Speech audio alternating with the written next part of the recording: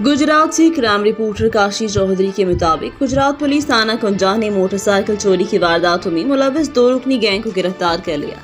6 motorcycle 75,000 रुपये नकदी बरामद।